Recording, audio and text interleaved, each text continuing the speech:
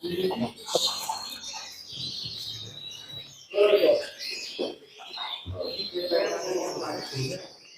sik di tengah, tengahnya ketok sik.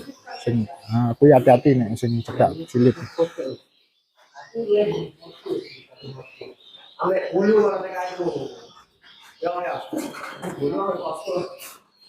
Cerah, cerah.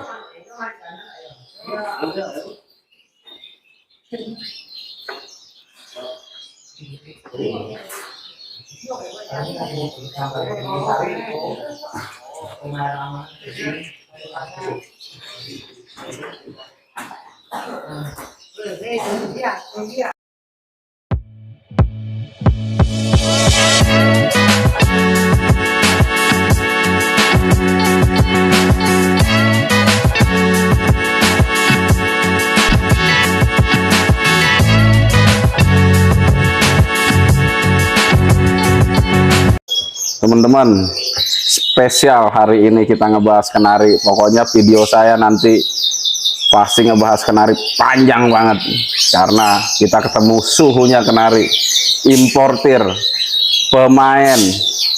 Siapa yang nggak kenal sama Mas Joko TJM Kenari? Apa kabar, Pak? Baik, Om John. Halo teman-teman. Bagaimana kabarnya? Pasti baik semua. Kita cerita sedikit, kenapa Mas Joko senang sama kenari? Sebetulnya saya itu seneng hewan piaraan itu karena turunan. Dulu papa saya itu memang hobinya hewan. Ayam aduan iya, perkutut iya, ocehan iya. Tapi nggak tahu kenapa waktu saya masih kecil SMP itu, saya memang sudah suka sekali dengan burung kenari. Satu, burungnya mudah untuk dirawat, ya, pakannya gampang gitu. Dulu masih anak-anak, jadi uang jajan itu buat beli pakan burung nggak terlalu berasa gitu. Kenari cuman saya rumahnya dulu di Magelang dekat pasar, jadi sayur segala macam itu Gampang tinggal minta kan, tinggal minta gitu ke depan gitu, jalan sebentar. Nah akhirnya saking senangnya sama kenari itu, saya waktu itu lihat kenari Yorkshire. Di mana sih? Masih di Magelang ya? Masih di Magelang. Saya masih SMP. Lihat kenari Yorkshire, waktu itu diajak papa saya ke Jogja. Kalau nggak salah Kokyansing. Kokyansing itu waktu itu sudah impor kenari, dan saya lihat bahwa kenari kok besar sekali gitu, nggak kayak kenari pada umumnya. Akhirnya Jogja.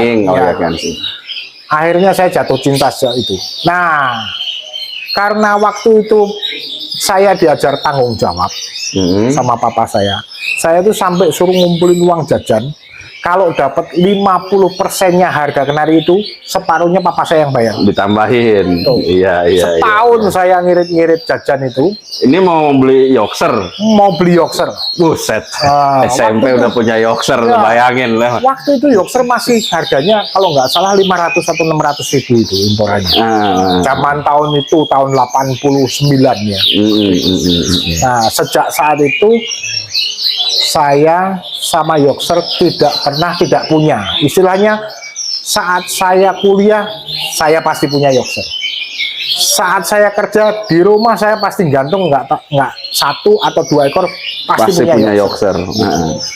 Saya mulai usaha, sudah menikah, saya juga masih merawat Yorkshire.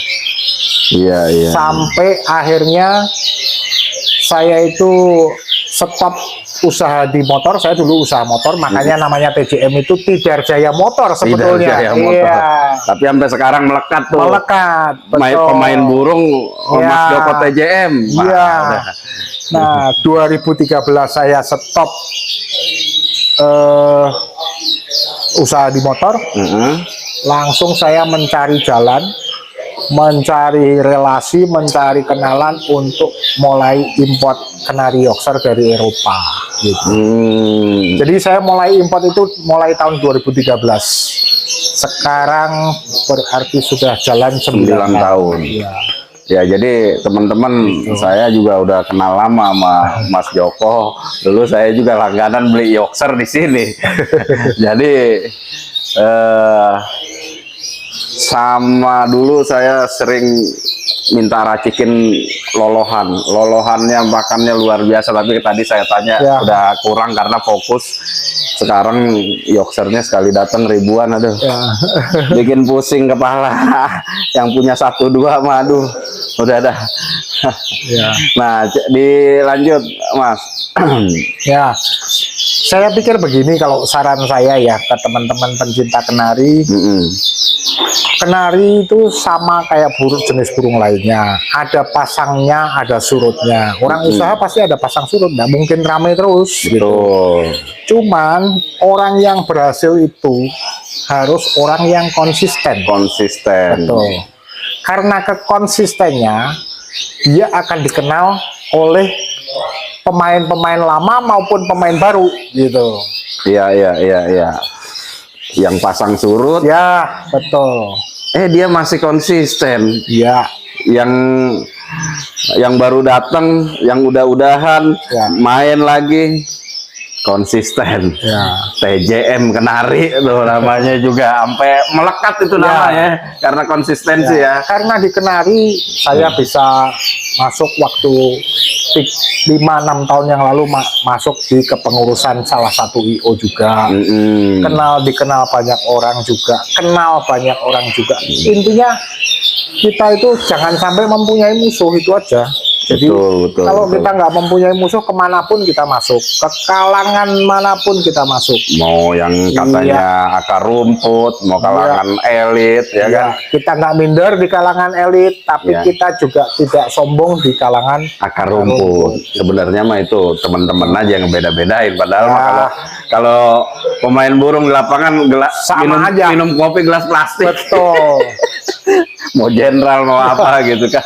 Ya. Nah, kita balik dulu ke impor nih Mas nih. Nih saya masih penasaran nih, masih bingung saya ngelihat kenari sebanyak ini nih.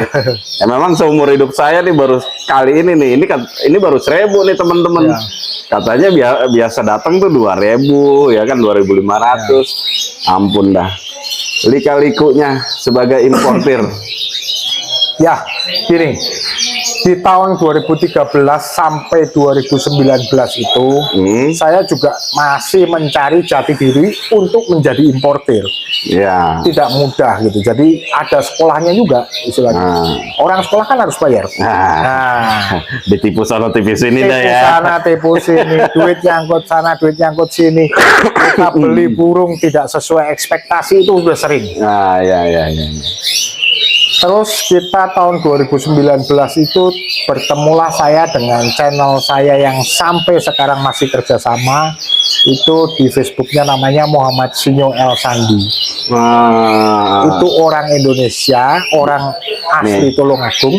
Teman-teman, nggak ada umpet-umpetan di sini tuh, disebutin langsung nama Facebooknya. Saya sebutin, silahkan cek.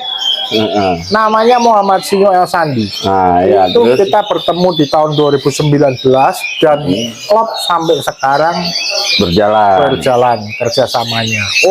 Banyak yang mau bajak istilahnya, motong tengah nikung lah gitu ya. Tapi karena kita itu sudah satu hati, sudah kayak keluarga, akhirnya tetap berjalan sampai sekarang ya. Kita tuh sekarang eranya keterbukaan. Jadi nggak mungkin ada yang bisa diumpetin gitu. Betul. Jadi silahkan aja orang yang mau belajar import boleh.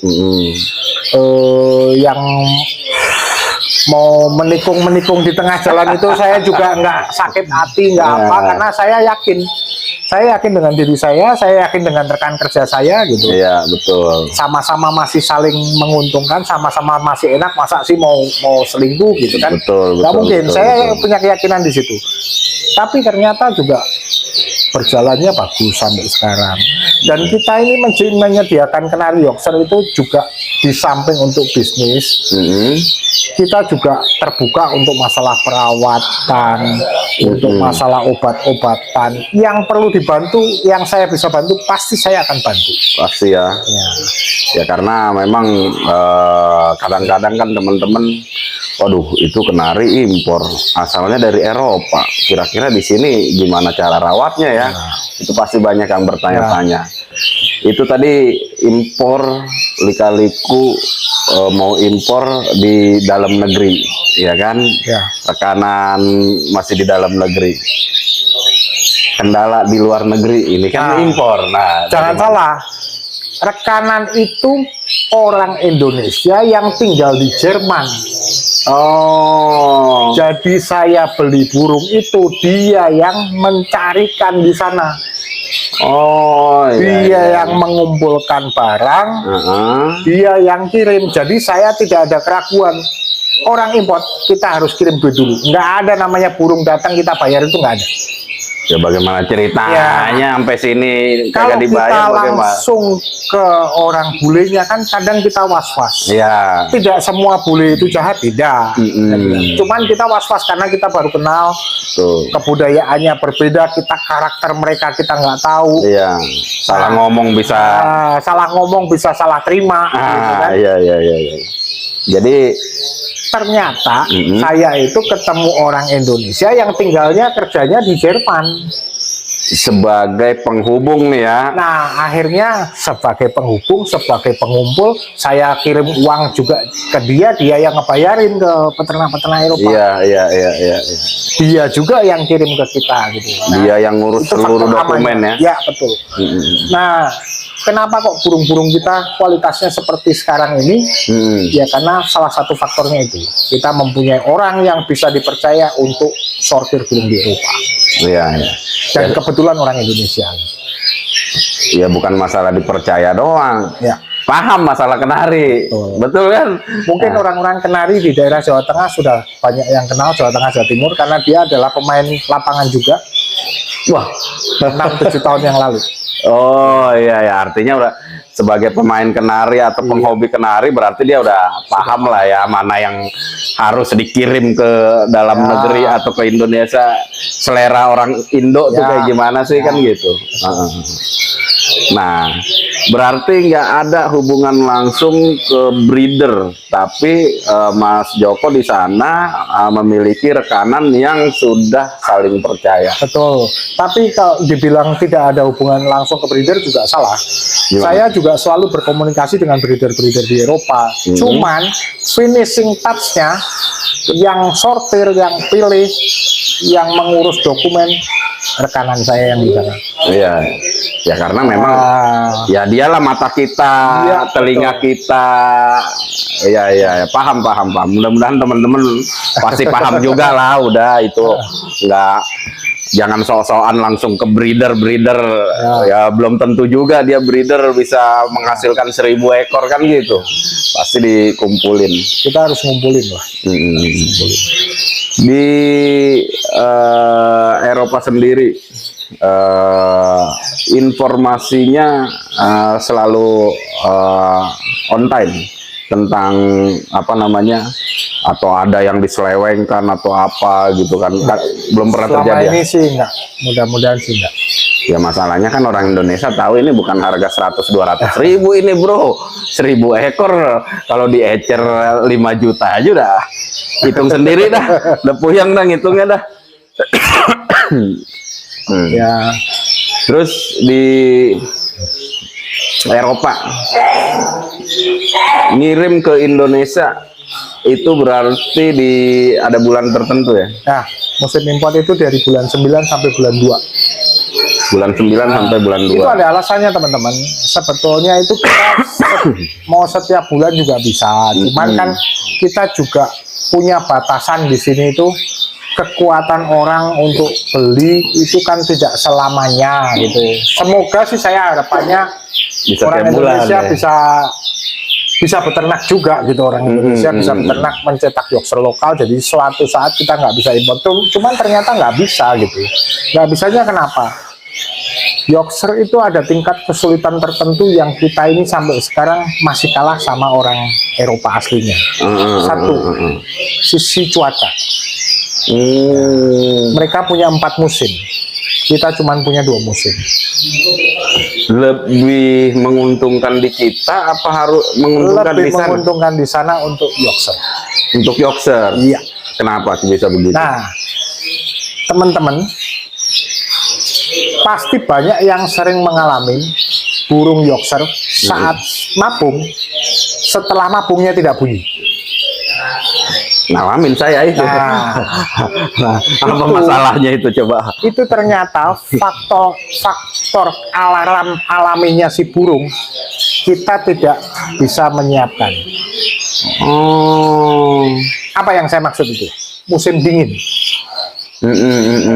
Burung Yorkshire itu mabung di musim panas. Mabung musim panas. Dia selama 3 bulan itu akan jatuhin bulu, terus ganti bulu. Setelah itu akan tumbuh baru, bulu baru. Bulu baru itu masih muda, itu jatuhnya di musim Semi. gugur. Musim gugur. Ya, musim setelah gugur. panas musim gugur. Musim gugur itu cuaca di Eropa sudah dingin, Pak. Ya, Belum minus, tapi sudah dingin. udah dingin. Ya. Di bawah 20 lah Di ya. bawah 10 bisa jadi. Bisa jadi. Ya. Nah, itu dia sedang menumbuhkan bulunya yang baru. Ah, Saat musim dingin, itu bulu baru sudah utuh 100%. Tapi burung belum bunyi, karena dingin cuacanya. Tapi saat dingin itu dia sudah mengalami 2-3 bulan, atau 1 bulan atau 2 bulan aja, nggak usah sampai 3 bulan. Bawalah ke Indonesia, burung itu akan gacor. Karena kena udara hangat di sini. Oh, iya. Silahkan artikan sendiri, pasti sudah bisa dong. Jadi kalau Yorkshire-nya mau dari mabung bunyi lagi, silahkan saat dia memulihkan bulunya itu taruh di ruangan yang suhunya dingin. Setelah pulih, bulunya sudah komplit, silahkan keluarkan dari ruangan dingin. Burung itu akan gacor. Ketemu anget langsung gacor ya. Posisi sekarang Eropa sedang musim dingin, dibawa ke sini silahkan lihat bongkar kok gacor semua. Gacor semua. Berarti momentum impor juga harus kita kita akali ya. Nah, kenapa kok alasannya musim impor itu di bulan 9 sampai bulan 2? Itu karena kita nunggu musim dinginnya. Burung ini harus kena musim dingin dulu di sana, baru kita masukin. Iya. Saat masuk ke sini, burung itu akan alarm alaminya akan membuat dia merasa, oh ini sudah beralih musim, waktunya gua kawin. Iya. Waktunya gua di breeding gitu, waktunya gua cari jodoh. Burung gacor itu kan mencari betina. Betul. Nah, mencari betina. Birahi naik ya. Birahi naik. Itu alasannya sebetulnya. Bulan 9, bulan 10 saat kedatangan pertama burung belum terlalu gacor. Karena apa? Musim dinginnya baru. Belum lama dia kena musim dingin. Bulan 11 sudah musim dingin. Bulan 12 musim dingin. Bulan 1 mereka juga musim dingin, masih musim dingin. Bulan tapi 2 sudah mulai mau semi. Bulan 1 itu kita masuk, begitu sampai Indonesia kena cuaca hangat, burung itu pasti gacor semua. Dan musim semi di Eropa itulah mereka ternak. Setelah musim dingin, musim semi keanget itu dia ternak. Ternaknya itu di musim semi, nanti beres ternak ketemu musim panas bulunya ambrol total semua lagi. Siklus terulang dalam tahun. Jadi ini saya buka, cuman saya yang mau buka. pantesan di kita. Ya saya juga lah ngalamin ini habis mabung apa nggak gacor ya kan. Oh dipus ini dipus itu, kasih makan ini. Tuh teman-teman, rahasianya dibuka. Jadi teman-teman kalau udah punya Yorkshire, pahami siklusnya. Ini bukan cerita perawat di Indonesia, bukan cerita mau ngegacorin burung, karena ini ada hubungannya Mas Joko ini sebagai importir, jadi harus paham betul, jangan sampai gagal. Nah, karena yang dirawat bukan 1-2 ekor, ribuan ekor. Jadi teman-teman harus paham tuh, udah dibuka tuh. Nah, terus gimana kendala tentang impor nih kita, nanti perawatan itu sekilas itu kan kaitannya sama impor tuh. Kendala impor itu satu, tentang biaya. Kenapa kok kita harus banyak? Sebetulnya saya bukannya banyak itu karena maruk itu, enggak. Cuman mau nggak mau harus banyak karena biayanya mahal. Betul. Kita satu shipment itu mendatangkan burung, satu shipment itu sistemnya paket. Oh, paket biaya. Kita nggak usah buka lah biayanya berapa ya, Ya. cuman paket biaya. Jadi mau mendatangkan 100, mau mendatangkan 500, mau mendatangkan 1000 ada minimalnya. tetep ya. Harganya segitu. Nah, kan kalau sedikit rugi. Masa satu burung biayanya 1 juta kan nggak mungkin. Lah iyalah nanti Gitu. bisa Wah. ngejual 20 juta seekor. Kagak laku. Makanya kita harus mendatangkan satu shipment itu minimal 1000 ekor. Karena apa? Supaya ongkos kirimnya itu dihitung jatuh per burungnya 300.000 atau 200.000. Supaya harga di sini saya jualnya juga bisa harganya wajar lah. Jadi supaya nggak Terjangkau lah. Ya, nggak terlalu tinggi sekali gitu. Kendalanya di biaya satu itu. Kedua, kendala import apalagi Pak? Banyak sebetulnya kalau orang yang baru mau mulai usaha import, kendalanya satu, channel yang bisa dipercaya di sana. Iya, iya, iya. Ya Yang itu bisa dipercaya di sana gitu. susah-susah gampang lah, banyak Ya. susahnya itu. Bukan masalah duit Jodoh. doang. Jodoh. Harus Bisnis ya kan. ketemu orang yang cocok gitu aja. Nah, itu istilahnya namanya hoki orang masing-masing. Sama kayak kita punya istri kan kalau nggak jodoh juga nggak ketemu gitu kan. Ya, malah bisa pisah. Iya, malah bisa pisah. Selain ini, pelaku impor ini banyak nggak sih Mas? Sebetulnya Di Indonesia setahu saya untuk kenari ya, Untuk kalau kenari, untuk kenari. kenari aja sekitar 4 atau 5 orang aja. 4-5 orang. Cuman yang konsisten setiap bulan masuk cuman saya. Serius. Yang konsisten ya, yang konsisten setiap tahunnya tuh masuk sekitar mungkin 5-6 kali shipment itu cuman saya. TJM kenari ya. Yang lain juga masuk terus, cuman mungkin dia masuk 2 kali, cuman jumlahnya mungkin jauh lebih di atas saya gitu. Kalau saya sih sebetulnya pengennya masuk jangan terlalu banyak tapi rutin. Jadi kita nggak bosen ganti burung terus gitu. Betul, iya, itu salah satu teknis juga kalau sekali datangnya 5.000, satu juga proses perawatan dan segala. Kalau kita ngedatengin spare part 5.000 tumpuk di gudang beres. Ya. Kalau ini kan hewan, ngerawatnya mabok gitu. Benar. Berarti teman-teman tuh ya, tadi juga udah dibuka nih. Importer itu ada 4-5 orang lah, Ya. khusus kenari ya, khusus kenari. Tapi yang terbesar tetap TJM kenari. Mungkin saya ralat sedikit, mungkin bukan terbesar tapi terkonsisten lah paling Konsisten kira, ya, konsisten. Kita selalu rutin gitu loh. Ah. Rutin gitu. Kalau bahasa orang dagang mah ada terus barang Ya, kita ya, dan ada baru terus kan gitu. Ya, diralat bukan terbesar. Ya, kalau Takutnya kita nanti dibilang apa sombong lah istilahnya, sombong kan. ya. Jadi terkonsisten itu maksudnya gini, kita setiap saat selalu ada barang baru gitu aja. Ya. Setiap saat harus ada barang baru. Nah, ini masalah impor ini luar biasa, nanti lain waktu kita bicarakan ulang. Kapan lagi datang? Bulan 12 pasti datang. Bulan 12, akhir bulan biasanya atau Enggak. gimana? Bulan 12 itu kita punya kendala di akhir bulan karena libur Natal. Orang Eropa di atas tanggal 15 pasti sudah libur. Nggak mau ngurusin Ya. kerjaan lah ya. Sudah libur. Jadi kita pasti di bawah tanggal 15. Nanti kita tunggu waktunya. Oke, siap. Oke, teman-teman, kita bicara tentang impor kenari. Sampai sini dulu. Terima kasih.